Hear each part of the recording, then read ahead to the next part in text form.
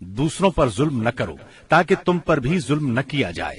سود حرام ہے، شیطان اس سرزمین میں اپنی پرستش سے مایوس ہو گیا۔ پھر فرمایا، اور میں تم میں ایسی چیز چھوڑے جا رہا ہوں کہ اگر تم نے اس کو مضبوطی سے پکڑے رکھا تو اس کے بعد ہرگز گمراہ نہیں ہوگے، اور وہ ہے اللہ کی کتاب۔ لوگو، اپنے رب کے گھر کا حج کرنا اور اپنے حکمرانوں کی اطاعت کرنا، ایسا کرو گے تو اپنے رب کی جنت میں داخل ہوگے۔ ہاں، تم سے میرے متعلق پوچھا جانے والا ہے، تو تم لوگ کیا کہو گے؟ صحابہ کرام رضی اللہ عنہم نے جواب دیا، ہم گواہی دیتے ہیں کہ آپ نے تبلیغ کر دی، پیغام پہنچا دیا اور خیر خواہی کا حق ادا کر دیا۔ یہ سن کر آپ نے شہادت کی انگلی کو آسمان کی طرف اٹھایا اور لوگوں کی طرف جھکاتے ہوئے 3 بار فرمایا، اے اللہ، گواہ رہنا۔ آپ کے ارشادات کو ربیہ بن امیہ بن خلف اپنی بلند آواز سے لوگوں تک پہنچاتے رہے۔ جب آپ خطبہ دینے سے فارغ ہو چکے تو اللہ عز و جل نے میدان عرفات ہی میں تکمیل دین کی آیت نازل فرمائی، آج میں نے تمہارے لیے تمہارا دین مکمل کر دیا اور تم پر اپنی نعمت پوری کر دی اور تمہارے لیے اسلام کو بحیثیت دین پسند کر لیا۔ سیدنا عمر رضی اللہ عنہ نے یہ آیت سنی تو رونے لگے۔ ان سے پوچھا گیا، آپ کیوں رو رہے ہیں؟ فرمایا، اس لیے کہ کمال کے بعد زوال ہی تو ہے۔ خطبے کے بعد بلال رضی اللہ عنہ نے اذان دی، پھر اقامت کہی۔ رسول اللہ صلی اللہ علیہ وسلم نے ظہر کی نماز پڑھائی۔ اس کے بعد بلال نے پھر اقامت کہی اور آپ نے عصر کی نماز پڑھائی، اور ان دونوں نمازوں کے درمیان کوئی اور نماز نہیں پڑھی۔ اس کے بعد سوار ہو کر آپ جائے وقوف پر تشریف لائے۔ اپنی اونٹنی قصوا کا شکم پہاڑوں کی طرف کیا اور جبل مشات یعنی پیدل چلنے والوں کی راہ میں واقع ریت کے تودے کو سامنے کیا اور قبلہ رخ مسلسل اسی حالت میں وقوف فرمایا، یہاں تک کہ سورج غروب ہونے لگا۔ تھوڑی زردی ختم ہوئی، پھر سورج کی ٹکیا غائب ہو گئی۔ اس کے بعد آپ نے سیدنا اسامہ رضی اللہ عنہ کو اپنے پیچھے بٹھایا اور وہاں سے روانہ ہو کر مزدلفہ تشریف لائے۔ مزدلفہ میں مغرب اور عشاء کی نمازیں 1 اذان اور 2 اقامت سے پڑھی، درمیان میں کوئی نفل نماز نہیں پڑھی۔ اس کے بعد آپ لیٹ گئے اور طلوع فجر تک لیٹے رہے۔ اس کے بعد آپ نے حج کے باقی امور سر انجام دیے، حتیٰ کہ 13 ذی الحج کو سوار ہو کر خانہ کعبہ تشریف لے گئے، الوداعی طواف کیا اور فجر کی نماز پڑھی۔ پھر مکہ مکرمہ سے نکل کر مدینہ منورہ کی طرف کوچ فرمایا۔ جب مدینہ طیبہ کے قریب پہنچے اور اس کے آثار دکھائی دینے لگے تو 3 بار فرمایا، اللہ اکبر۔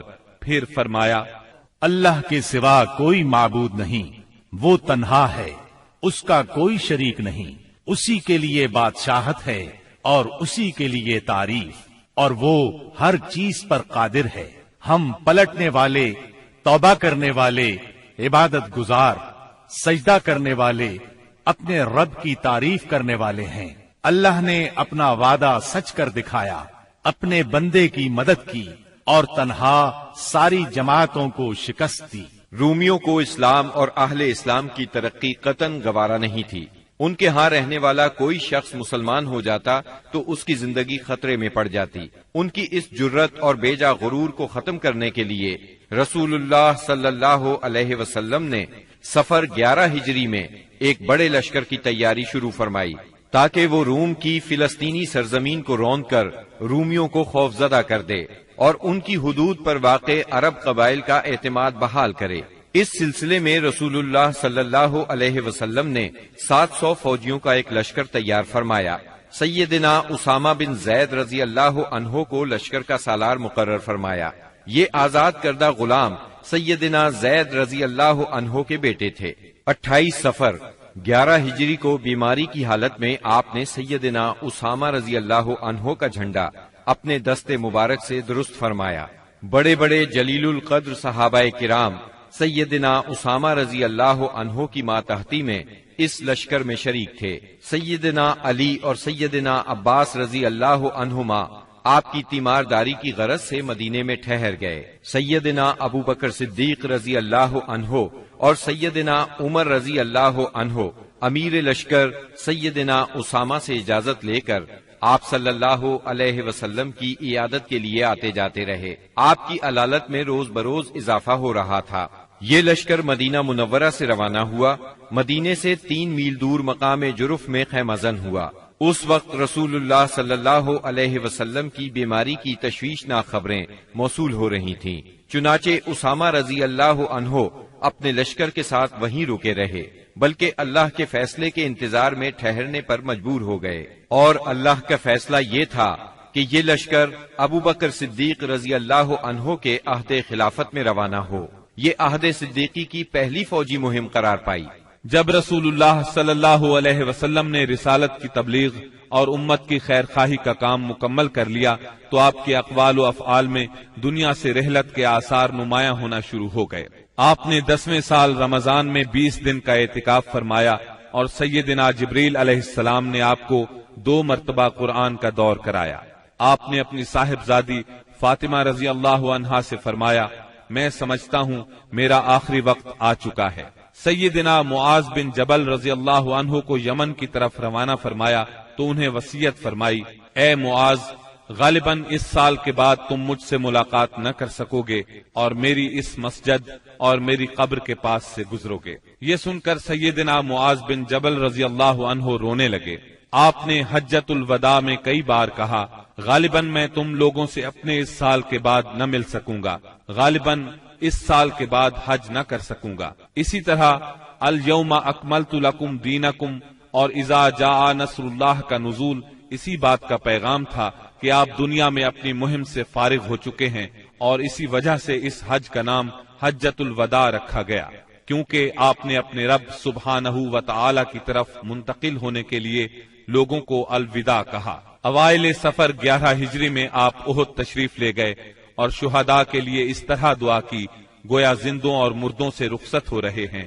پھر واپس آ کر منبر پر تشریف فرما ہوئے اور فرمایا، میں تمہارا پیش رو ہوں اور تم پر گواہ ہوں، اللہ کی قسم اس وقت اپنا حوض دیکھ رہا ہوں، مجھے زمین یا زمین کے خزانوں کی کنجیاں دی گئیں، اللہ کی قسم مجھے تم پر یہ خوف نہیں کہ تم میرے بعد شرک کرو گے، بلکہ اس کا اندیشہ ہے کہ دنیا میں ایک دوسرے سے آگے نکلنے کی دوڑ میں لگ جاؤ گے۔ ماہ سفر کے آخر میں آپ رات کے وقت بقیع غرقد تشریف لے گئے، اہل بقیع کے لیے دعائے مغفرت کی اور فرمایا، ہم بھی تم سے آن ملنے والے ہیں۔ ماہ سفر کے آخری پیر کو رسول اللہ صلی اللہ علیہ وسلم ایک جنازے میں بقیع تشریف لے گئے۔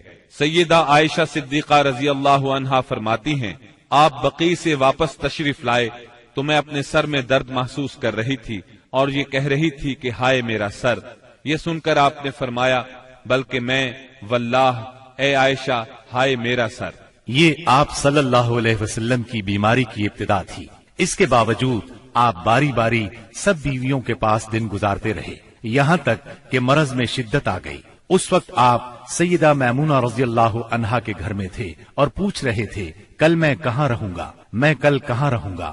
مطلب یہ تھا کہ مجھے سیدہ عائشہ رضی اللہ عنہا کے ہاں رہنے دیا جائے۔ چنانچہ ازواج مطہرات نے اجازت دے دی کہ آپ جہاں چاہیں رہیں۔ آپ سیدنا فضل بن عباس اور سیدنا علی رضی اللہ عنہما کے سہارے پاؤں زمین پر گھسیٹتے ہوئے نکلے اور سیدہ عائشہ صدیقہ رضی اللہ عنہا کے گھر منتقل ہو گئے۔ سیدہ عائشہ صدیقہ رضی اللہ عنہا فرماتی ہیں، جب آپ میرے گھر تشریف لائے اور بیماری نے زور پکڑا تو آپ نے فرمایا، مجھ پر 7 مشکیزیں پانی ڈالو جن کا بندھن نہ کھولا گیا ہو تاکہ میں لوگوں کو وصیت کر سکوں۔ چنانچہ ہم نے آپ کو سیدہ حفصہ رضی اللہ عنہا کے ایک لگن میں بٹھا کر مشکیزوں سے پانی ڈالا، یہاں تک کہ آپ نے ارشاد فرمایا، بس بس لوگوں تم نے کام پورا کر دیا۔ اس وقت آپ نے کچھ تخفیف محسوس کی اور مسجد میں تشریف لے گئے۔ سر پر پٹی بندھی ہوئی تھی، منبر پر فروکش ہوئے اور بیٹھ کر خطبہ دیا اور لوگوں کو وصیت فرمائی، تم سے پہلے جو لوگ تھے وہ اپنے انبیاء اور بزرگوں کی قبروں کو سجدہ بنا لیتے تھے، تم لوگ قبروں کو سجدہ نہ بنانا، میں تمہیں اس سے منع کرتا ہوں۔ اور فرمایا، یہود و نصارہ پر اللہ کی لعنت، انہوں نے اپنے انبیاء کی قبروں کو سجدہ بنایا۔ مزید فرمایا، تم لوگ میری قبر کو بت نہ بنانا کہ اس کی پوجا کی جائے۔ پھر آپ نے خود کو قصاص کے لیے پیش کیا، انصار کے متعلق خیر کی وصیت فرمائی، پھر فرمایا، ایک بندے کو اللہ نے اختیار دیا کہ وہ دنیا کی چمک دمک اور زیب و زینت میں سے جو چاہے لے لے، یا اللہ کے پاس جو کچھ ہے اس کو اختیار کرے، تو اس بندے نے اللہ کے پاس جو کچھ ہے اس کو اختیار کیا ہے۔ سیدنا ابو سعید خدری رضی اللہ عنہ فرماتے ہیں، یہ سن کر ابو بکر صدیق رضی اللہ عنہ رونے لگے اور فرمایا، ہم اپنے ماں باپ کے ساتھ آپ پر قربان۔ ابو سعید خدری رضی اللہ عنہ فرماتے ہیں، ابو بکر صدیق رضی اللہ عنہ کی اس بات پر ہمیں حیرت ہوئی، لیکن چند دن بعد معلوم ہوا کہ جس بندے کو اختیار دیا گیا تھا وہ خود رسول اللہ صلی اللہ علیہ وسلم تھے، اور ابو بکر ہم سب سے زیادہ صاحب علم تھے کہ بات کو اسی وقت سمجھ گئے تھے۔ اس کے بعد رسول اللہ صلی اللہ علیہ وسلم نے ابو بکر صدیق رضی اللہ عنہ کی تعریف کی اور ان کے دروازے کے سوا مسجد میں کھلنے والے تمام دروازے بند کرنے کا حکم فرمایا۔ اسی دن آپ نے وصیت کی کہ یہود و نصارہ اور مشرکین کو جزیرۃ العرب سے نکال دیا جائے اور وفد کو اسی طرح نوازا جائے جس طرح آپ نوازا کرتے ہیں۔ آپ نے نماز، غلاموں اور لونڈیوں کے بارے میں بھی وصیت فرمائی اور فرمایا، میں تم میں دو چیزیں چھوڑ رہا ہوں، جب تک ان دونوں کو مضبوطی سے تھامے رہو گے ہرگز گمراہ نہیں ہوگے، کتاب اللہ اور میری سنت۔ مرض کی شدت کے باوجود آپ نمازیں خود پڑھاتے رہے، لیکن اس دن یعنی جمعرات کو جب عشاء کا وقت ہوا تو آپ نے لگن میں غسل فرمایا تاکہ مرض میں کمی ہو جائے۔ اٹھنے لگے تو غشی طاری ہو گئی، پھر افاقہ ہوا تو دوبارہ غسل فرمایا، پھر اٹھنے لگے تو اس بار بھی غشی ہو گئی، تیسری بار غسل فرمایا، اٹھنے لگے تو پھر غشی طاری ہو گئی۔ آخر آپ نے ابو بکر صدیق رضی اللہ عنہ کو کہلا بھیجا کہ وہ لوگوں کو نماز پڑھائیں۔ چنانچہ اس وقت سے بقیہ ایام میں ابو بکر صدیق رضی اللہ عنہ نے نماز پڑھائی۔ آپ کی حیات مبارکہ میں ابو بکر صدیق رضی اللہ عنہ نے 17 نمازیں پڑھائیں۔ ہفتہ یا اتوار کو رسول اللہ صلی اللہ علیہ وسلم نے کچھ افاقہ محسوس فرمایا، چنانچہ 2 آدمیوں کے سہارے سے ظہر کی نماز کے لیے تشریف لے آئے۔ اس وقت سیدنا ابو بکر صدیق نماز پڑھا رہے تھے۔ آپ کی آمد کو محسوس کرتے ہی ابو بکر صدیق پیچھے ہٹے، لیکن آپ نے اشارے سے روک دیا اور پھر ابو بکر صدیق رضی اللہ عنہ کے پہلو میں بیٹھ کر نماز پڑھائی۔ اس نماز کی صورت یہ تھی کہ آپ کو دیکھ کر ابو بکر صدیق اور ابو بکر صدیق کو دیکھ کر دوسرے لوگ نماز کے ارکان ادا کرتے جاتے تھے۔ 12 ربیع الاول پیر کے دن حجرہ مبارک سے آپ نے پردہ اٹھا کر دیکھا تو صحابہ فجر کی نماز میں خشوع اور خضوع سے مشغول تھے۔ یہ منظر دیکھ کر آپ خوشی سے مسکرا دیے۔ مسلسل علالت کے باعث کمزوری بہت ہو گئی تھی۔ سیدہ عائشہ صدیقہ رضی اللہ عنہا کا سہارا لے کر لیٹ گئے۔ اسی روز یا اسی ہفتے میں کسی روز آپ نے سیدہ فاطمہ رضی اللہ عنہا کو بلایا اور کچھ سرگوشی کی، وہ سن کر رونے لگی، پھر کچھ سرگوشی کی تو وہ ہنسنے لگی۔ سیدہ عائشہ نے پوچھا تو چھپا گئیں، لیکن نبی صلی اللہ علیہ وسلم کی وفات کے بعد انہوں نے بتایا کہ پہلی مرتبہ آپ صلی اللہ علیہ وسلم نے فرمایا تھا کہ آپ اپنے اسی مرض سے وفات پا جائیں گے۔ یہ سن کر میں روئی۔ پھر آپ نے فرمایا کہ آپ کے اہل و عیال میں سب سے پہلے میں آپ سے ملوں گی، اس لیے میں ہنسی تھی، اور آپ نے انہیں یہ بشارت بھی دی تھی کہ آپ ساری خواتین جنت کی سردار ہیں۔ دن جیسے جیسے چڑھ رہا تھا آپ پر بار بار غشی طاری ہو رہی تھی۔ سیدہ فاطمہ رضی اللہ عنہا یہ دیکھ کر بولی، ہائے میرے باپ کی بے چینی۔ آپ نے ان کے الفاظ سنے تو فرمایا، آج کے بعد تمہارا باپ کبھی بے چین نہیں ہوگا۔ پھر آپ نے حسن اور حسین رضی اللہ عنہما کو چوما، ازواج مطہرات کو بلا کر وعظ و نصیحت فرمائی۔ ادھر لمحہ بلمحہ تکلیف بڑھتی جا رہی تھی اور اس زہر کا اثر بھی ظاہر ہونا شروع ہو گیا تھا جو آپ کو خیبر میں کھلایا گیا تھا۔ چنانچہ آپ اس کی تکلیف شدت سے محسوس کر رہے تھے۔ آپ نے اس حالت میں چہرے پر ایک چادر ڈال رکھی تھی، جب سانس پھولنے لگتا تو چادر چہرے سے ہٹا دیتے۔ اس حالت میں بھی آپ نے فرمایا، یہود و نصارہ پر اللہ کی لعنت، انہوں نے اپنے انبیاء کی قبروں کو سجدہ گاہ بنایا۔ مطلب یہ تھا کہ تم ایسے کام نہ کرنا۔ آپ نے ان لمحات میں یہ وصیت بھی فرمائی، سرزمین عرب میں 2 دین باقی نہ رہنے دیے جائیں۔ یہ آخری وصیت تھی جو آپ نے لوگوں کو فرمائی۔ اس کے بعد کئی بار فرمایا، نماز نماز اور تمہارے زیر دست لونڈی اور غلام، یعنی ان کا خاص خیال رکھنا۔ پھر نزاع کی حالت شروع ہو گئی۔ سیدہ عائشہ رضی اللہ عنہا نے آپ کو اپنے سینے اور گلے کے درمیان سہارا دیا۔ اسی دوران میں ان کے بھائی عبد الرحمن بن ابی بکر آئے۔ ان کے پاس کھجور کی تازہ مسواک تھی۔ رسول اللہ صلی اللہ علیہ وسلم مسواک کی طرف دیکھنے لگے۔ سیدہ عائشہ صدیقہ سمجھ گئیں کہ آپ مسواک کرنا چاہتے ہیں۔ انہوں نے پوچھا، کیا آپ مسواک کرنا چاہتے ہیں؟ آپ نے سر کے اشارے سے ہاں فرمایا۔ چنانچہ انہوں نے مسواک لے کر چبائی، نرم کی اور پھر آپ نے اس کو لے لیا۔ نہایت اچھی طرح مسواک کی۔ آپ کے سامنے پیالے میں پانی تھا۔ آپ پانی میں دونوں ہاتھ ڈال کر چہرہ پوچھتے جاتے تھے اور فرماتے جاتے تھے، اللہ کے سوا کوئی معبود نہیں، بے شک موت کے لیے سختیاں ہیں۔ پھر آپ نے دونوں ہاتھ یا انگلی اٹھائی، نگاہ چھت کی طرف بلند کی، دونوں ہونٹوں پر کچھ حرکت ہوئی۔ سیدہ عائشہ رضی اللہ عنہا نے کان لگایا تو آپ فرما رہے تھے، ان انبیاء، صدیقین، شہداء اور صالحین کے ساتھ جنہیں تو نے انعام سے نوازا، اے اللہ مجھے بخش دے اور مجھ پر رحم فرما اور مجھے رفیق اعلیٰ میں پہنچا دے، اے اللہ رفیق اعلیٰ۔ آخری فقرہ 3 بار دہرایا اور روح پرواز کر گئی، ہاتھ جھک گیا اور آپ رفیق اعلیٰ سے جا ملے۔ یہ پیر کا دن تھا، ربیع الاول کی 12 تاریخ اور ہجرت کا 11واں سال تھا۔ اس وقت نبی صلی اللہ علیہ وسلم کی عمر 63 سال 4 دن ہو چکی تھی۔ انا للہ و انا الیہ راجعون۔ اس سانحہ عظیم کی خبر آن کی آن میں صحابہ کرام رضی اللہ عنہم میں پھیل گئی۔ دنیا ان پر تاریک ہو گئی۔ قریب تھا کہ وہ اپنے حواس کھو بیٹھتے، کیونکہ کوئی دن اس سے تابناک اور روشن نہیں تھا جس دن آپ مدینہ منورہ تشریف لائے تھے، اور کوئی دن اس دن سے زیادہ تاریک نہیں تھا جس دن آپ نے وفات پائی۔ صحابہ کرام رو رو کر اس طرح آہیں بھر رہے تھے جیسے حاجیوں کا شور برپا ہو۔ دوسری طرف سیدنا عمر رضی اللہ عنہ کی رنج اور غم سے یہ حالت تھی کہ مسجد کے صحن میں کھڑے فرما رہے تھے، رسول اللہ صلی اللہ علیہ وسلم اس وقت تک وفات نہیں پا سکتے جب تک کہ اللہ تعالی منافقین کو فنا نہ کر دے۔ آپ ان لوگوں کو قتل کرنے کی دھمکیاں دے رہے تھے جو یہ کہیں کہ آپ وفات پا گئے ہیں۔ ابو بکر صدیق رضی اللہ عنہ اس وقت وہاں موجود نہیں تھے۔ صبح کی نماز کے بعد جب انہوں نے آپ کے مرض میں کمی محسوس کی تو سخ میں واقع اپنے مکان پر چلے گئے تھے۔ جو ہی انہیں آپ کی وفات کی خبر ملی، فوراً گھوڑے پر سوار ہوئے اور اتر کر مسجد نبوی میں داخل ہوئے۔ لوگوں سے کوئی بات نہ کی، سیدھے عائشہ صدیقہ کے حجرے میں گئے، آپ کے جسد اطہر کی طرف بڑھے۔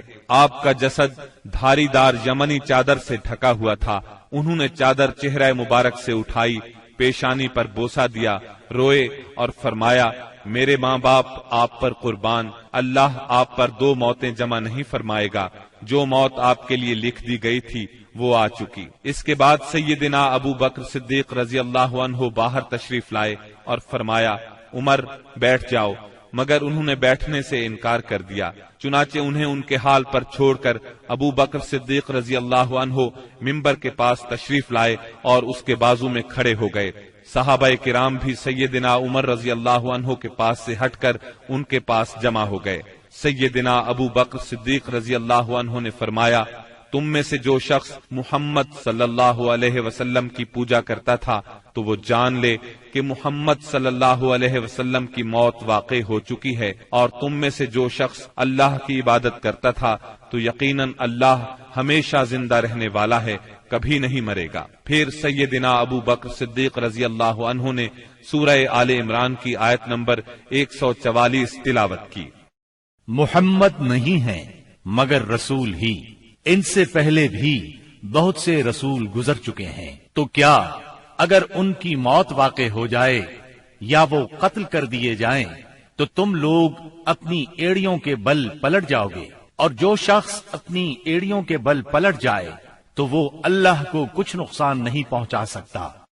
سیدنا ابن عباس رضی اللہ عنہ ارشاد فرماتے ہیں، اللہ کی قسم ایسا لگتا تھا کہ لوگوں نے اس سے پہلے جانا ہی نہیں تھا کہ اللہ نے یہ آیت نازل فرمائی ہے۔ یہاں تک کہ ابو بکر صدیق رضی اللہ عنہ نے اس آیت کی تلاوت کی تو سارے لوگوں نے ان سے یہ آیت اخذ کی اور تب ایسا محسوس ہوا کہ ہر کوئی اس آیت کی تلاوت کر رہا ہے۔ خود سیدنا عمر رضی اللہ عنہ کا ارشاد ہے، اللہ کی قسم میں نے جو ہی سیدنا ابو بکر صدیق رضی اللہ عنہ کو یہ آیت تلاوت کرتے سنا تو جان گیا کہ یہ حق ہے، پس میں ٹوٹ کر رہ گیا، یہاں تک کہ میرے پاؤں مجھے اٹھا ہی نہیں رہے تھے اور میں زمین کی طرف لڑھک گیا، اور میں نے جان لیا کہ واقعی نبی اکرم صلی اللہ علیہ وسلم کی وفات ہو چکی ہے۔ اس آیت کا سننا تھا کہ صحابہ کرام کی آنکھیں کھل گئیں اور ایسا معلوم ہوا کہ یہ آیت آج ہی اتری ہے، ہر صحابی کی زبان پر یہی آیت تھی، اسی کا چرچا تھا۔ نبی کریم صلی اللہ علیہ وسلم کی تجہیز و تکفین کا کام منگل کو شروع ہوا۔ سیدنا فضل بن عباس، سیدنا علی المرتضی اور سیدنا اسامہ بن زید رضی اللہ عنہم نے غسل دیا۔ سیدنا عباس رضی اللہ عنہ بھی موجود تھے۔ سیدہ عائشہ صدیقہ رضی اللہ عنہا کے حجرے میں آپ نے وفات پائی، وہیں آپ کو دفن کیا گیا۔ یہ حجرہ آج تک روضہ نبوی کے نام سے موسوم ہے۔ اب ذرا سرکار دو عالم صلی اللہ علیہ وسلم کے حلیہ مبارک کا بیان ہو جائے۔ سیدہ ام معبد رضی اللہ عنہا نے رسول اللہ صلی اللہ علیہ وسلم کا جو حلیہ مبارک بیان فرمایا ہے، الرحیق المختوم کے مؤلف نے اس کو اپنے الفاظ میں کچھ اس طرح بیان کیا ہے: چمکتا دمکتا رنگ، تابناک چہرہ، خوبصورت ساخت، جمال جہاں تاب کے ساتھ ڈھلا ہوا پیکر، سرمگی آنکھیں، دراز پلکیں، بھاری آواز، چمکدار لمبی گردن، گھنی داڑھی، باریک اور باہم پیوستہ ابرو، خاموشی کی حالت میں باوقار، گفتگو کریں تو منہ سے پھول جھڑیں، دور و نزدیک سے دیکھنے میں سب سے زیادہ تابناک اور پرجمال، خوبصورت، شیریں ادا، گفتگو چاشنی لیے ہوئے، بات واضح اور دو ٹوک، انداز ایسا کہ لڑی سے جیسے موتی جھڑیں، درمیانے سے قدرے نکلتا ہوا انتہائی جاذب نظر قد، جیسے دو شاخوں کے درمیان ایک انتہائی تر و تازہ شاخ، آپ کے رفقا آپ کے گرد حلقہ بنائے ہوئے، کچھ فرمائیں تو توجہ سے سنتے ہیں، کوئی حکم دیں تو لپک کر بجا لائیں، رنگ مبارک نہ بہت سفید نہ گندم گوں، اعضاء متناسب، سینہ کشادہ، کندھوں کے درمیان عام تناسب سے قدرے زیادہ فاصلہ، سر بڑا لیکن متناسب، کشادہ پیشانی جس سے شرافت ٹپکے، بال مبارک سیاہ اور گھنے، قدرے گھنگرالے جو کانوں کی لو تک آتے تھے، بھویں محرابی یعنی آپس میں ملی ہوئی، رخ انور سبک، درازی کی طرف مائل، اس قدر روشن اور چمکدار کے دل میں اتر جائے، بڑی بڑی سیاہ آنکھیں، لمبی پلکیں، خوبصورت ابھری ہوئی ستواں ناک، دانت کشادہ، چمکدار، موتیوں کی مانند، جلد صاف، نرم اور ریشم سے زیادہ ملائم، چہرہ انور پر غور و فکر کے آثار نمایاں، غرض آپ مکے بھر میں سب سے زیادہ حسین تھے، اور آگے بڑھ کر کہتا ہوں آپ دنیا بھر میں سب سے زیادہ خوبصورت تھے۔ سبحان اللہ۔ یہ تھا نبی اکرم صلی اللہ علیہ وسلم کے حلیہ مبارک کا تذکرہ۔ تفصیل کے لیے اسی موضوع پر ہماری کیسٹ آئینہ جمال نبوت سماعت فرمائیں، جس میں صحیح احادیث کی روشنی میں تفصیل کے ساتھ سرور کائنات صلی اللہ علیہ وسلم کا حلیہ مبارک بیان کیا گیا ہے۔ اب ہم رسول اللہ صلی اللہ علیہ وسلم کی اولاد اور امہات المومنین کا کچھ ذکر کریں گے، لیکن اس سے پہلے ایک نظر دوسرے اعزاء و اقارب پر۔ نبی صلی اللہ علیہ وسلم کے 11 چچا تھے، ان میں سیدنا حمزہ اور سیدنا عباس رضی اللہ عنہما مسلمان ہوئے۔ ابو طالب آپ کے فدائی اور ناصر تھے، 6 پھوپھیاں تھیں، 12 غلام تھے، سب کو آزاد فرمایا، 3 لونڈیاں تھیں، ان میں سے ایک ام ایمن رضی اللہ عنہا تھی، انہوں نے رسول اللہ صلی اللہ علیہ وسلم کو گود کھلایا تھا۔ آپ صلی اللہ علیہ وسلم ان کی بہت عزت کرتے تھے۔ رسول اللہ صلی اللہ علیہ وسلم کی اولاد کی تعداد میں اختلاف پایا جاتا ہے۔ متفق علیہ روایت کا خلاصہ یہ ہے کہ آپ کی اولاد کی تعداد 6 ہے: قاسم، ابراہیم، زینب، رقیہ، ام کلثوم اور فاطمہ رضی اللہ عنہم۔ اعلان نبوت سے پہلے نبی اکرم صلی اللہ علیہ وسلم نے سیدہ خدیجہ رضی اللہ عنہا سے نکاح فرمایا۔ ان کے ہاں سب سے پہلے قاسم پیدا ہوئے، یہ نبوت سے 11 سال پہلے پیدا ہوئے۔ انہی کے نام کی مناسبت سے آپ کی کنیت ابو القاسم تھی۔ آپ اس کنیت کو بہت پسند فرماتے تھے۔ صحابہ کرام رضی اللہ عنہم بھی عام طور پر آپ کو ابو القاسم ہی کہتے تھے۔ قاسم 2 سال تک زندہ رہے، ایک روایت کے مطابق 1.5 سال اور ایک قول کے مطابق انہوں نے چلنا پھرنا سیکھ لیا تھا۔ مطلب یہ کہ آپ کے ہاں سب سے پہلے قاسم پیدا ہوئے، اسی طرح سب سے پہلے انتقال بھی انہی کا ہوا۔ انہوں نے اعلان نبوت سے 9 سال پہلے وفات پائی۔ سیدہ خدیجہ کے علاوہ صرف سیدہ ماریہ قبطیہ رضی اللہ عنہا سے ایک لخت جگر ابراہیم پیدا ہوئے۔ ان کے علاوہ کسی اور زوجہ محترمہ سے آپ کی اولاد نہیں ہوئی۔ آپ کے دوسرے لخت جگر ابراہیم جمادی الاول 9 ہجری کو پیدا ہوئے۔ ان کی والدہ ماریہ قبطیہ کو اسکندریہ کے بادشاہ مقوقس نے رسول اللہ صلی اللہ علیہ وسلم کی خدمت کے لیے بطور خاص بھیجا تھا۔ ابراہیم نے 10 ہجری 29 شوال کو 17 یا 18 ماہ کی عمر میں انتقال کیا۔ سیدہ خدیجہ رضی اللہ عنہا سے نکاح کے 5 برس بعد سیدہ زینب پیدا ہوئیں۔ اس وقت نبی صلی اللہ علیہ وسلم کی عمر مبارک 30 سال تھی۔ گویا جب اعلان نبوت ہوا سیدہ زینب رضی اللہ عنہا 10 سال کی ہو چکی تھی۔ یہ بھی اپنی والدہ کے ساتھ ہی ایمان لے آئیں۔ ان کا نکاح ابو العاص بن ربیع سے ہوا۔ یہ ان کی خالہ حالہ بنت خویلد کے صاحبزادے تھے۔ سیدہ حالہ بنت خویلد اور سیدہ خدیجہ دونوں سگی بہنیں تھیں۔ سیدنا ابو العاص مسلمان ہونے سے پہلے بھی تاجر تھے، دولت مند تھے اور امانت دار تھے۔ اعلان نبوت ہوا تو کفار آپ سے دشمنی پر اتر آئے، چنانچہ انہوں نے ابو العاص سے کہا کہ سیدہ زینب کو طلاق دے دیں، لیکن انہوں نے کفار کا مطالبہ ماننے سے انکار کر دیا اور کہا میں زینب کے بدلے میں قریش کی کسی عورت کو پسند نہیں کرتا۔ ابو العاص اگرچہ اس وقت تک مسلمان نہیں ہوئے تھے، پھر بھی انہوں نے سیدہ زینب کو طلاق نہ دی۔ اسی بنا پر نبی کریم صلی اللہ علیہ وسلم نے ان کی تعریف فرمائی۔ یہ غزوہ بدر میں گرفتار ہوئے۔ انہوں نے اگرچہ لڑائی میں حصہ نہیں لیا تھا، لیکن مشرکین کے ساتھ آئے ضرور تھے۔ قیدیوں کو چھڑانے کے لیے ان کے عزیزوں نے معاوضے ارسال کیے۔ سیدہ زینب رضی اللہ عنہا نے اپنے خاوند کو چھڑانے کے لیے اپنا ہار بھیجا۔ یہ ہار انہیں سیدہ خدیجہ رضی اللہ عنہا سے ملا تھا۔ اس ہار کو دیکھ کر آپ صلی اللہ علیہ وسلم کی آنکھوں میں آنسو آ گئے۔ آپ نے صحابہ کرام رضی اللہ عنہم سے فرمایا تم پسند کرو تو ابو العاص کو رہا کر دو اور زینب کا ہار واپس کر دو۔ صحابہ کرام نے فوراً انہیں رہا کر دیا، ہار بھی انہیں دے دیا۔ اس پر آپ نے فرمایا جب آپ مکے پہنچیں تو زینب کو ہماری طرف بھیج دیں۔ ابو العاص نے یہ وعدہ پورا کیا، انہیں مدینہ منورہ بھیج دیا۔ ہجرت کے دوران میں حبار بن اسود نے انہیں روکنے کی کوشش کی، کفار نے ان کی مدد کی۔ اس کشمکش میں سیدہ زینب زخمی بھی ہوئیں، تاہم آپ مدینہ منورہ پہنچ گئیں۔ اسی بنیاد پر نبی کریم صلی اللہ علیہ وسلم نے ان کے بارے میں ارشاد فرمایا میری بیٹیوں میں سب سے افضل زینب ہے، اسے میری وجہ سے مصیبت میں مبتلا ہونا پڑا اور اذیت میں مبتلا کیا گیا۔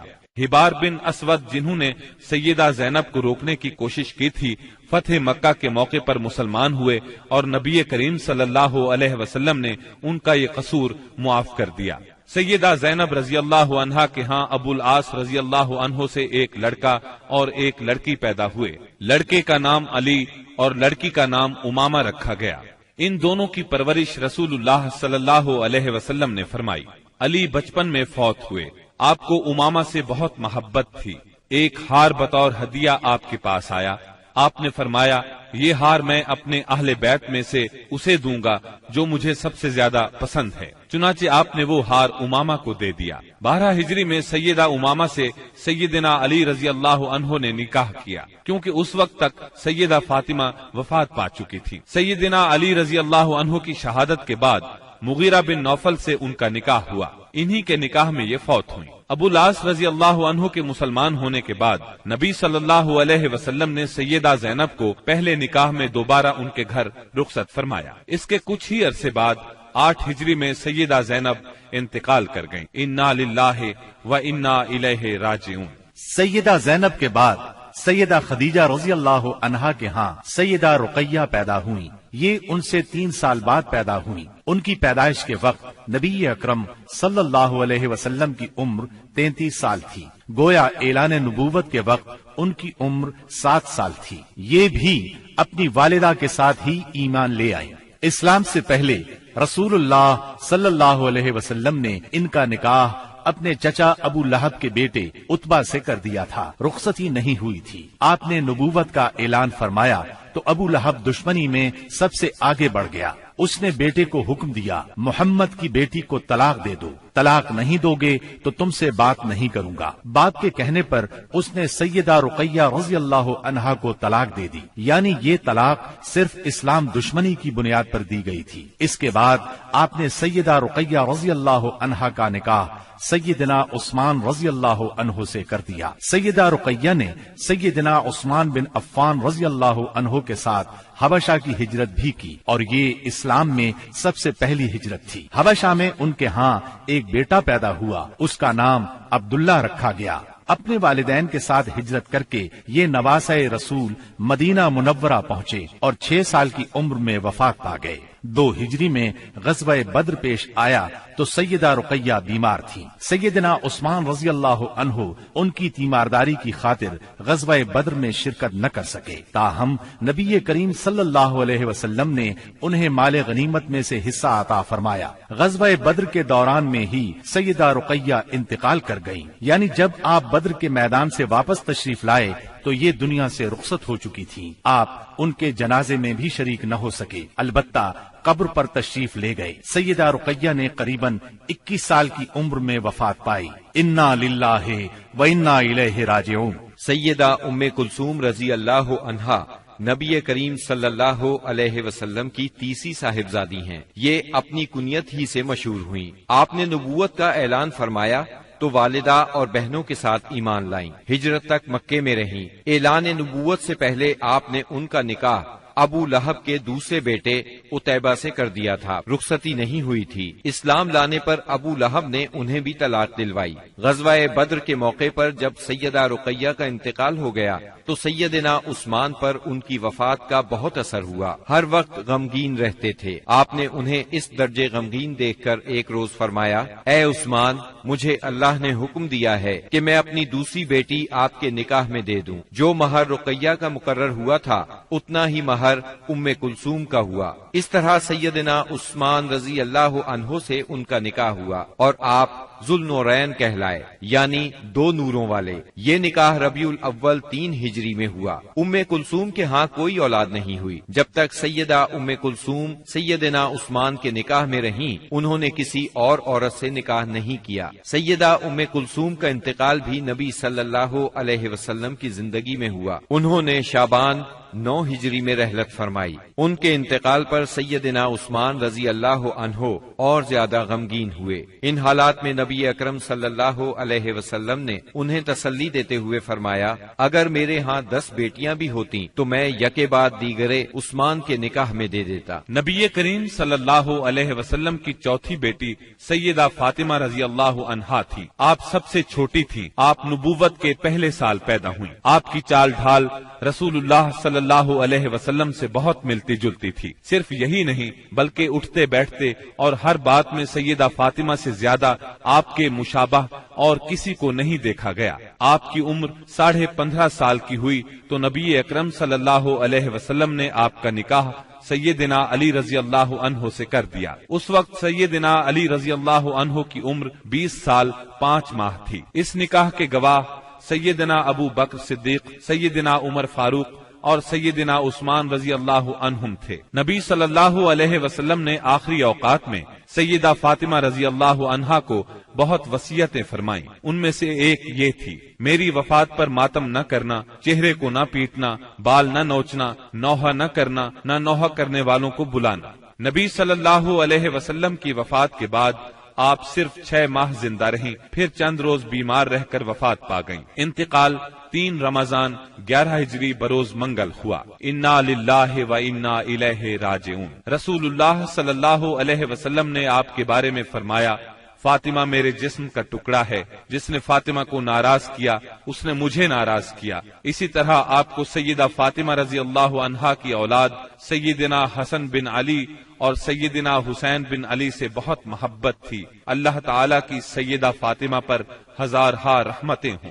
اب ہم نبی اکرم صلی اللہ علیہ وسلم کی ازواج مطہرات کا تذکرہ کریں گے۔ نبی صلی اللہ علیہ وسلم کی سب سے پہلی زوجہ محترمہ سیدہ خدیجہ بنت خویلد رضی اللہ عنہا ہیں۔ آپ صلی اللہ علیہ وسلم کے فرزند ابراہیم رضی اللہ عنہ کے سوا آپ کی تمام اولاد انہی سے ہوئی۔ آپ پوری زندگی انہیں یاد کرتے رہے، ان کی قربانیوں کا ذکر کرتے رہے۔ سیدہ خدیجہ رضی اللہ عنہا کے والد اپنے قبیلے میں باحیثیت آدمی تھے۔ انہوں نے مکے میں رہائش اختیار کی، وہیں انہوں نے فاطمہ بنت زائدہ سے شادی کی۔ انہی سے سیدہ خدیجہ رضی اللہ عنہا پیدا ہوئیں، جو امت مسلمہ کی پہلی ام المومنین بنی۔ آپ عام الفیل سے 15 سال پہلے پیدا ہوئیں۔ اس طرح آپ نبی اکرم صلی اللہ علیہ وسلم سے قریباً 15 سال بڑی تھی۔ رسول اللہ صلی اللہ علیہ وسلم سے پہلے آپ کے 2 نکاح ہوئے۔ پہلے خاوند کا نام عتیق بن عابد مخزومی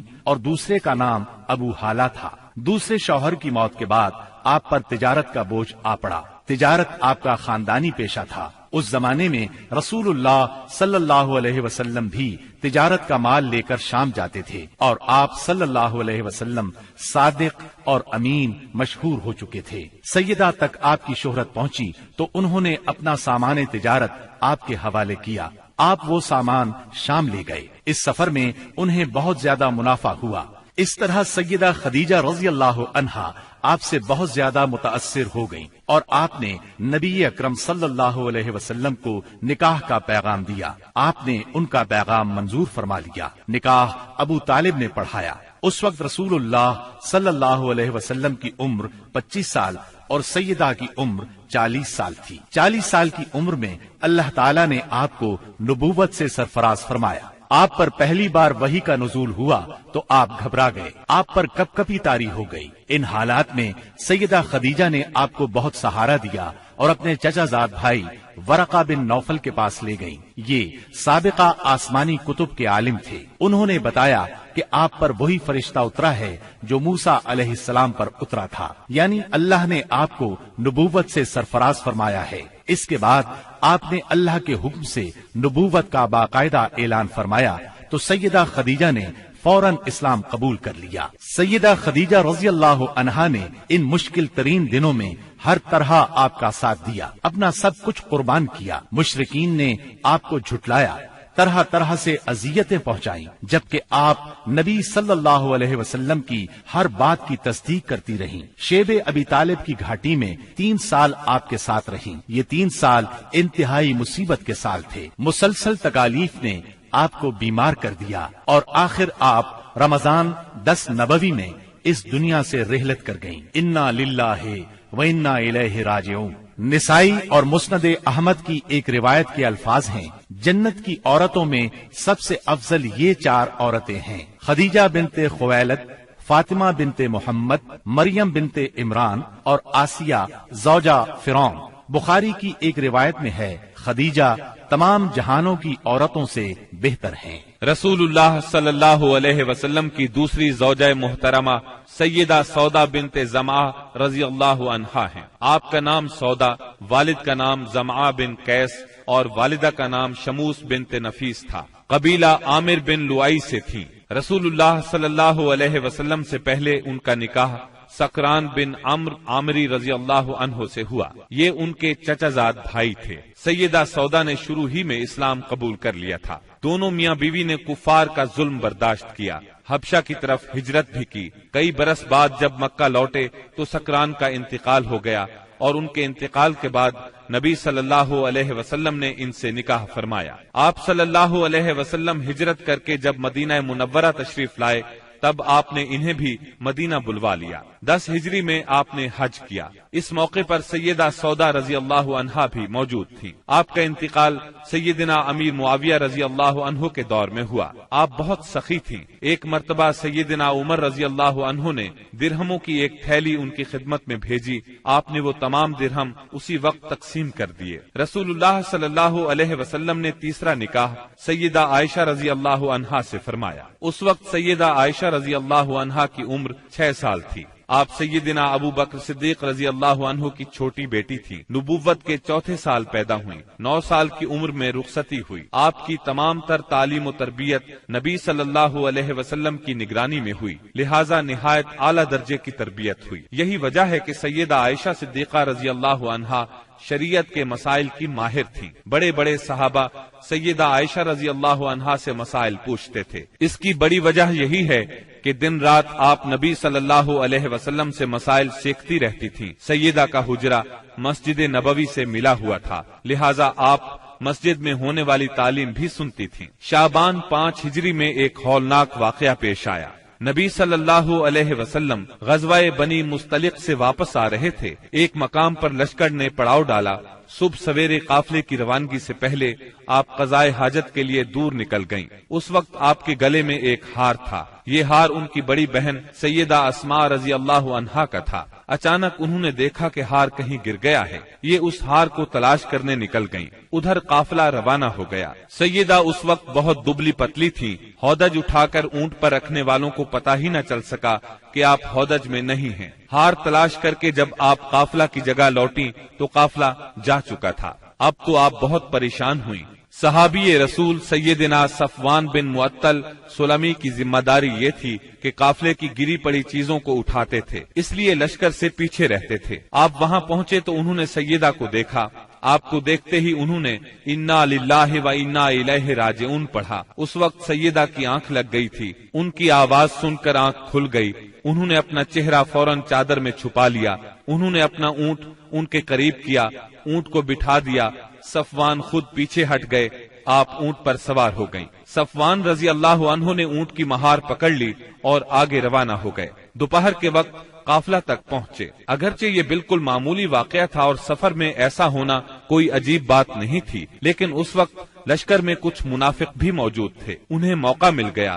انہوں نے سیدہ عائشہ صدیقہ پر الزام لگا دیا، گویا وہ پاک دامن نہیں رہی، نعوذ باللہ۔ اس الزام نے نبی صلی اللہ علیہ وسلم اور تمام صحابہ کو سخت صدمہ پہنچایا۔ سیدہ عائشہ صدیقہ الزام سے لا علم تھی۔ وہ مدینہ طیبہ پہنچ کر بیمار ہو گئیں۔ جب آپ کو اس الزام کے بارے میں معلوم ہوا تو آپ ہلکان ہو کر رہ گئیں۔ نبی اکرم صلی اللہ علیہ وسلم سے اجازت لے کر والدین کے گھر آ گئیں۔ سیدنا ابو بکر صدیق اور ان کی زوجہ محترمہ ام رومان رضی اللہ عنہا کا بھی برا حال تھا۔ یہاں آ کر سیدہ عائشہ کو ساری بات کا پتہ چلا۔ آپ رونے لگی۔ سیدنا ابو بکر بھی رونے لگے۔ آپ کی والدہ محترمہ بھی رونے لگی۔ پھر رسول اللہ صلی اللہ علیہ وسلم وہاں تشریف لائے۔ ایسے میں اچانک آپ پر وحی کی کیفیت طاری ہو گئی اور اللہ تعالی نے سورہ نور کی آیات نازل فرمائیں۔ ان آیات میں سیدہ عائشہ رضی اللہ عنہا کی بے گناہی کا اعلان فرمایا گیا اور ان لوگوں پر لعنت کی گئی اور واضح کیا گیا کہ ان لوگوں نے بہتان عظیم لگایا تھا۔ انہیں عذاب کی وعید سنائی گئی۔ اس طرح سیدہ عائشہ صدیقہ کی شان کو 4 چاند لگ گئے۔ آپ جوانی میں بیوہ ہوئی۔ آپ نے رسول اللہ صلی اللہ علیہ وسلم کے ساتھ اپنی زندگی کے صرف 9 سال گزارے۔ جب رسول اللہ صلی اللہ علیہ وسلم نے وفات پائی اس وقت آپ کی عمر صرف 18 سال تھی۔ نبی صلی اللہ علیہ وسلم نے اپنی زندگی کے آخری دن سیدہ عائشہ صدیقہ رضی اللہ عنہا کے حجرے میں گزارے، وہیں دفن ہوئے۔ نبی صلی اللہ علیہ وسلم کے بعد آپ نے 50 سال بیوگی کی زندگی گزاری۔ آپ نے سیدنا امیر معاویہ رضی اللہ عنہ کے دور خلافت میں 17 رمضان 58 ہجری میں انتقال فرمایا۔ اس وقت عمر 63 سال تھی۔ اللہ کی آپ پر بے شمار رحمتیں ہوں۔ 2 ہجری میں رسول اللہ صلی اللہ علیہ وسلم نے سیدہ حفصہ رضی اللہ عنہا سے نکاح فرمایا۔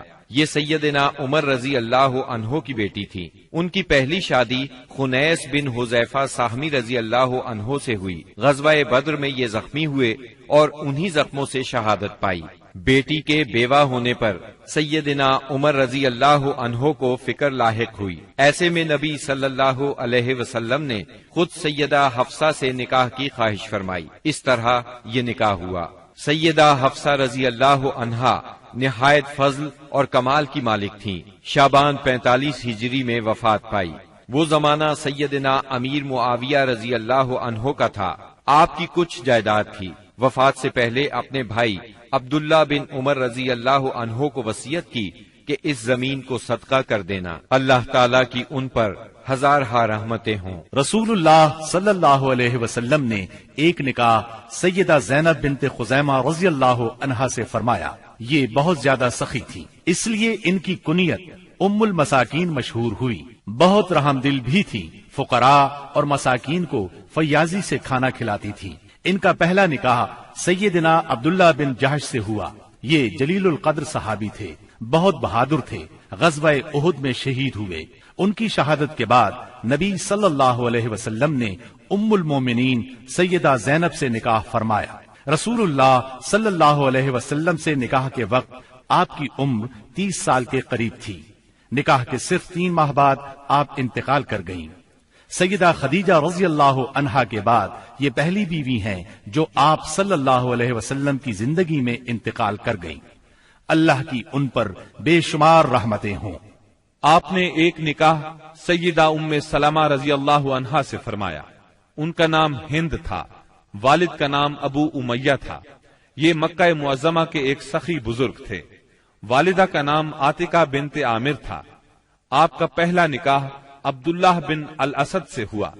یہ ابو سلمہ کے نام سے مشہور تھے۔ ام سلمہ کے چچا زاد اور نبی صلی اللہ علیہ وسلم کے رضائی بھائی تھے۔ اسلام کی ابتدا ہی میں دونوں میاں بیوی نے اسلام قبول کر لیا۔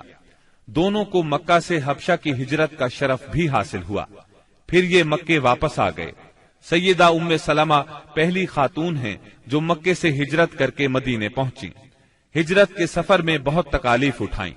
ابو سلمہ نے ان سے پہلے مدینہ منورہ کی طرف ہجرت کی۔ ابو سلمہ احد کی لڑائی میں زخمی ہوئے اور اپنے مالک سے جا ملے۔ جب ام سلمہ رضی اللہ عنہا کی عدت پوری ہو گئی تو رسول اللہ صلی اللہ علیہ وسلم کی طرف سے انہیں نکاح کا پیغام ملا۔ آپ نے منظور فرمایا۔ اس طرح یہ نکاح ہوا۔ آپ 4 ہجری میں حرم نبوی میں داخل ہوئیں۔ پوری زندگی آپ صلی اللہ علیہ وسلم کے ساتھ رہیں۔ آپ کی تاریخ وفات میں اختلاف پایا جاتا ہے۔ زیادہ تر روایات یہ ہیں کہ آپ نے 63 ہجری میں 84 سال کی عمر میں وفات پائی۔ آپ بہت زیادہ خوبصورت تھیں، بہت فضائل کی مالک تھیں۔ علم کے لحاظ سے بھی ان کا ممتاز مقام ہے۔ لوگ ان سے مسائل پوچھا کرتے تھے۔ قرآن اور سنت کی ماہر تھیں اور فقہ پر بھی عبور رکھتی تھیں۔ متقی اور پرہیزگار اتنی تھیں کہ شریعت کی خلاف ورزی قطعاً برداشت نہیں کرتی تھیں۔ اللہ کی ان پر بے شمار رحمتیں ہوں۔ رسول اللہ صلی اللہ علیہ وسلم نے ایک نکاح سیدہ زینب بنت جہش رضی اللہ عنہا سے فرمایا۔ آپ کا نام برہ تھا، والد کا نام جہش اور والدہ کا امیمہ تھا۔ یہ عبد المطلب کی صاحبزادی تھی۔ اس طرح سیدہ زینب نبی صلی اللہ علیہ وسلم کی سگی پھوپھی کی بیٹی تھی۔ امیمہ عبداللہ کی سگی بہن اور رسول اللہ صلی اللہ علیہ وسلم کی پھوپھی تھی۔ سیدہ زینب سب سے پہلے ایمان لانے والوں میں شامل ہیں، پھر سب سے پہلے ہجرت کرنے والوں میں بھی شریک ہیں۔ رسول اللہ صلی اللہ علیہ وسلم نے آپ کا نام برہ سے تبدیل کر کے زینب رکھا تھا۔ نبی صلی اللہ علیہ وسلم کے نکاح میں آنے سے پہلے آپ کا نکاح سیدنا زید بن حارثہ رضی اللہ عنہ سے ہوا۔ یہ رسول اللہ صلی اللہ علیہ وسلم کے منہ بولے بیٹے اور آزاد کردہ غلام تھے، لیکن ان دونوں کی آپس میں نہ نبھ سکی اور طلاق ہو گئی۔ تب ان کی عدت کے بعد نبی اکرم صلی اللہ علیہ وسلم نے خود ان سے نکاح کا ارادہ فرمایا۔ انہیں نکاح کا پیغام بھیجا۔ سیدہ زینب نے منظور کیا۔ اس پر منافقین نے تانا دیا کہ دیکھو پیغمبر نے خود اپنے بیٹے کی عورت سے نکاح کر لیا۔ اللہ تعالیٰ نے ان بدباطنوں کے رد میں آیت خاتم النبیین نازل فرمائی۔ محمد صلی اللہ علیہ وسلم تمہارے مردوں میں سے کسی کے باپ نہیں، لیکن وہ اللہ کے رسول اور خاتم النبیین ہیں، اور اللہ تعالی ہر چیز کا خوب علم رکھنے والا ہے۔ اس آیت سے یہ بات واضح ہوئی کہ منہ بولے بیٹے کی بیوی سے نکاح کرنا جائز ہے۔ اس طرح منافقین کے منہ بند ہو گئے۔ یہ نکاح 4 ہجری میں ہوا۔ اس نکاح کی خاص بات یہ ہے کہ اس موقع پر پردے کا حکم نازل ہوا، نکاح کے لیے وحی آئی، یہ نکاح آسمانوں پر ہوا۔ سورہ احزاب کی آیت 37 سیدہ زینب کے بارے میں نازل ہوئی۔ سیدہ زینب فخر سے کہا کرتی تھیں کہ تمہارے نکاح تمہارے گھر والوں نے زمین پر کیے ہیں، جبکہ میرا نکاح میرے رب نے آسمانوں پر کیا۔ آپ بہت زیادہ سخی تھیں، محنت کر کے صدقہ کرتی تھیں تاکہ اللہ کا قرب حاصل ہو۔ آپ کا انتقال 20 ہجری میں سیدنا عمر فاروق رضی اللہ عنہ کی خلافت میں ہوا۔ نکاح کے وقت آپ کی عمر 35 سال تھی اور وفات کے وقت آپ کی عمر 53 سال تھی۔ اللہ کی ان پر ہزارہا رحمتیں ہوں۔ آپ صلی اللہ علیہ وسلم نے ایک نکاح سیدہ جویریہ بنت حارث رضی اللہ عنہا سے کیا۔ آپ کا نام برہ تھا، بعد میں رسول اللہ صلی اللہ علیہ وسلم نے جویریہ رکھا۔ آپ کا پہلا نکاح مسافع بن صفوان سے ہوا۔ سیدہ جویریہ کے والد حارث کا تعلق قبیلہ بنو مستلق سے تھا، یہ اس قبیلے کے سردار تھے۔ ان لوگوں نے مدینہ منورہ پر حملے کی تیاریاں کی تو نبی صلی اللہ علیہ وسلم نے ان پر چڑھائی کر دی۔ اس لڑائی میں ان کے قبیلے کے 11 مرد قتل ہو گئے، باقی لوگ گرفتار کر لیے گئے۔ گرفتار شدگان میں سیدہ جویریہ بھی تھی۔ مال غنیمت کی تقسیم میں یہ سیدنا ثابت بن قیس رضی اللہ عنہ کے حصے میں آئی، لیکن انہوں نے لونڈی کی حیثیت سے رہنا منظور نہ کیا اور ثابت بن قیس سے اجرت طے کر لی۔ اس سلسلے میں مدد کے لیے نبی کریم صلی اللہ علیہ وسلم کے پاس آئیں تو آپ صلی اللہ علیہ وسلم نے نکاح کی خواہش ظاہر فرمائی۔ سیدہ جویریہ رضی اللہ عنہا رضامند ہو گئیں۔ باپ انہیں معاوضہ دے کر چھڑانے آیا تو انہوں نے باپ کے ساتھ جانے سے انکار کر دیا۔ اس طرح باپ نے بھی اسلام قبول کر لیا۔ صحابہ کرام کو جب معلوم ہوا کہ اللہ کے رسول صلی اللہ علیہ وسلم نے سیدہ جویریہ رضی اللہ عنہا کو اپنی زوجیت میں لے لیا ہے تو ان کے قبیلے کے سب لوگوں کو آزاد کر دیا۔ اس طرح سیدہ اپنے قبیلے کے لیے بہت بابرکت ثابت ہوئی۔ ان کی وجہ سے پورے 100 گھرانے آزاد ہوئے۔ جب آپ نبی اکرم صلی اللہ علیہ وسلم کے نکاح میں آئیں اس وقت آپ کی عمر 20 سال تھی۔ وفات کے وقت عمر 65 سال تھی۔ آپ نے ربیع الاول 50 ہجری میں انتقال فرمایا۔ آپ نے نہایت سادہ اور زاہدانہ زندگی بسر کی۔ اللہ کی ان پر بے شمار رحمتیں ہوں۔ آپ نے ایک نکاح سیدہ ام حبیبہ رضی اللہ عنہا سے فرمایا۔ یہ سیدنا ابو سفیان رضی اللہ عنہ کی بیٹی تھی۔ آپ کا نام رملہ تھا۔ ام حبیبہ کنیت تھی۔ والدہ کا نام صفیہ تھا۔ بعض مورخین نے آپ کا نام ہند بھی لکھا ہے۔ آپ سیدنا معاویہ رضی اللہ عنہ کی بہن تھی۔ اعلان نبوت سے 17 سال پہلے پیدا ہوئی، شروع ہی میں مسلمان ہو گئی تھی۔ ان کا پہلا نکاح عبداللہ بن جہش سے ہوا تھا۔ دونوں میاں بیوی ساتھ ہی مسلمان ہوئے۔ دونوں نے حبشہ کی ہجرت کی۔ بدقسمتی سے حبشہ میں عبداللہ بن جہش مرتد ہو گیا۔ اس نے عیسائیت قبول کر لی، شراب پینے لگا، اسی حالت میں مر گیا۔ عدت پوری ہو گئی تو نبی صلی اللہ علیہ وسلم نے نجاشی کے ذریعے سے نکاح کا پیغام بھیجا۔ انہوں نے منظور کیا۔ نجاشی نے نکاح پڑھایا اور ان کو مدینہ منورہ روانہ کر دیا، سامان بھی ساتھ دیا۔ یہ نکاح 6 ہجری میں ہوا۔ اس وقت سیدہ کی عمر 36 یا 37 سال تھی۔ اس وقت تک ابو سفیان مسلمان نہیں ہوئے تھے۔ آپ سیرت اور صورت دونوں کے لحاظ سے ممتاز تھیں۔ نبی کریم صلی اللہ علیہ وسلم سے آپ کو بہت محبت تھی۔ ایک بار ابو سفیان ملنے کے لیے آئے تو انہیں نبی صلی اللہ علیہ وسلم کے بستر پر نہ بیٹھنے دیا۔ آپ نے 44 ہجری میں انتقال فرمایا۔ اس وقت ان کے بھائی سیدنا معاویہ رضی اللہ عنہ خلیفہ تھے۔ وفات کے وقت آپ کی عمر 73 سال تھی۔ اللہ تعالیٰ کی آپ پر بے شمار رحمتیں ہوں۔ آپ صلی اللہ علیہ وسلم نے ایک نکاح سیدہ صفیہ بنت حیی رضی اللہ عنہا سے کیا۔ آپ کی والدہ کا نام برہ اور آپ کے والد کا نام حیی بن اخطب تھا۔ یہ بنو نذیر کا سردار تھا۔ آپ کا پہلا نکاح سلام بن مشکم یہودی سے ہوا۔ سلام نے انہیں طلاق دے دی۔ دوسرا نکاح کنانہ بن ابو الحقیق سے ہوا۔ یہ خیبر کے مشہور قلعے القموس کا سردار تھا۔ خیبر کی لڑائی میں کنانہ مارا گیا۔ سیدہ صفیہ کے باپ اور بھائی بھی اس جنگ میں مارے گئے۔ خود یہ گرفتار ہوئی۔ پہلے دونوں خاوندوں سے ان کے ہاں کوئی اولاد نہیں تھی۔ مال غنیمت تقسیم ہوا تو یہ دہیہ کلبی رضی اللہ عنہ کے حصے میں آئی، لیکن صحابہ نے نبی صلی اللہ علیہ وسلم کو مشورہ دیا کہ صفیہ خود آپ کے شایان شان ہے۔ آپ نے دہیہ کلبی رضی اللہ عنہ کو ان کے بدلے ایک دوسری لونڈی دے دی اور سیدہ صفیہ کو آزاد کر کے ان سے نکاح کر لیا۔ یہ 7 ہجری کا واقعہ ہے۔ آپ نے ان سے خیبر ہی میں نکاح کیا۔ سیدہ صفیہ نے 50 ہجری میں وفات پائی۔ اس وقت عمر 60 سال تھی۔ آپ کا قد چھوٹا تھا لیکن حسین و جمیل تھی۔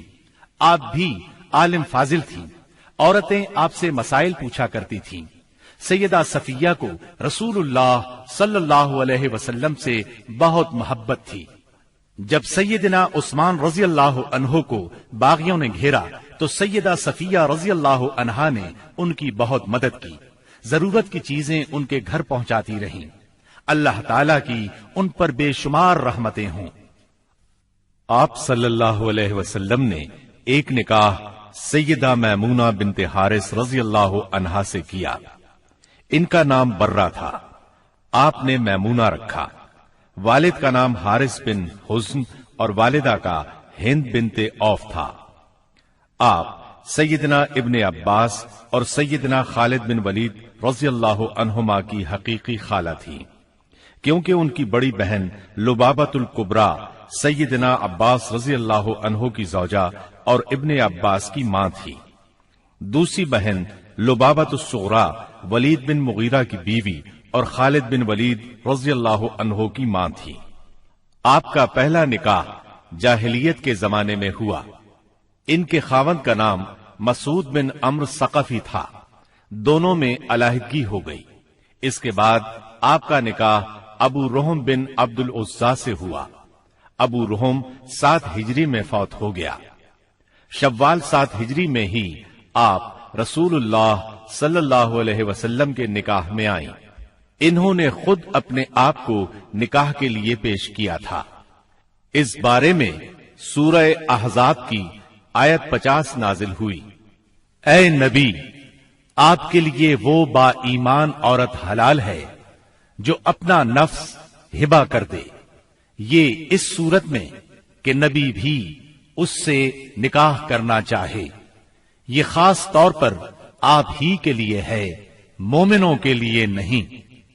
روایات کے مطابق یہ نکاح عمرۃ القضاء کے موقع پر صرف کے مقام پر ہوا۔ رسول اللہ صلی اللہ علیہ وسلم عمرے کی غرض سے نکلے تھے۔ پھر سیدہ میمونہ آپ کے ساتھ مدینہ طیبہ آ گئیں۔ 61 ہجری میں صرف ہی کے مقام پر آپ کا انتقال ہوا۔ تمام امہات المومنین میں سب سے آخر میں یہی فوت ہوئی۔ رسول اللہ صلی اللہ علیہ وسلم نے سیدہ ماریہ قبطیہ کو بھی اپنے حرم میں داخل فرمایا۔ ان کے والد کا نام شمعون اور والدہ کا نام رومیہ تھا۔ سیدہ ماریہ کو مصر کے بادشاہ مقوقس نے 7 ہجری میں آپ کی خدمت میں بطور ہدیہ بھیجا تھا۔ ان کے ساتھ ان کی بہن سیرین بھی بطور ہدیہ آئی تھی۔ سیدہ ماریہ بہت حسین و جمیل تھی۔ آپ صلی اللہ علیہ وسلم نے انہیں بالا خانے میں ٹھہرایا۔ انہی سے آپ کے ہاں سیدنا ابراہیم پیدا ہوئے۔ یہ 17 یا 18 ماہ کی عمر میں انتقال کر گئے۔ سیدہ ماریہ رضی اللہ عنہا نے سیدنا عمر رضی اللہ عنہ کے زمانے میں انتقال فرمایا۔ جنت البقیع میں دفن ہوئی۔ اللہ تعالی کی ان پر ہزارہا رحمتیں ہوں۔